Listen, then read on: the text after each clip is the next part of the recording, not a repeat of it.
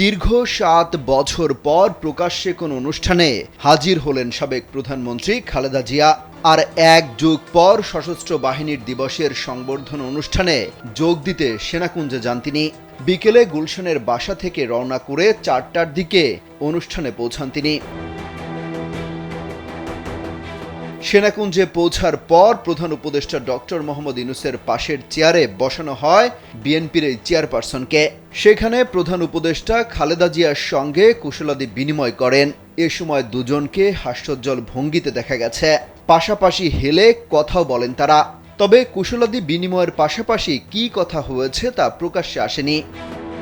Sandalina so, রূপচর্চায় আভিজাত্য। এর আগে অনুষ্ঠানে দেয়া বক্তব্যে ৩ বারের প্রধানমন্ত্রী খালেদা জিয়াকে সেনাকুঞ্জে পেয়ে আনন্দের কথা জানিয়েছেন প্রধান উপদেষ্টা। বক্তৃতার শুরুতেই বিএনপি চেয়ারপারসন খালেদা জিয়াকে অনুষ্ঠানে স্বাগত এবং অংশগ্রহণের জন্য ধন্যবাদ জানান প্রধান উপদেষ্টা অধ্যাপক ডক্টর মোহাম্মদ ইউনূস। প্রধান উপদেষ্টা বলেন, খালেদা জিয়া আজ এখানে উপস্থিত আছেন। ১ যুগ ধরে তিনি এই মহাসম্মেলনে অংশগ্রহণ করার সুযোগ পান নাই, আজকে সুযোগ পেয়েছেন। আমরা সবাই আনন্দিত এবং গর্বিত যে এই সুযোগ দিতে পেরেছি। শারীরিক অসুস্থতা সত্ত্বেও এই বিশেষ দিবসে সবার সাথে শরিক হওয়ার জন্য খালেদা জিয়াকে ধন্যবাদ জানান তিনি।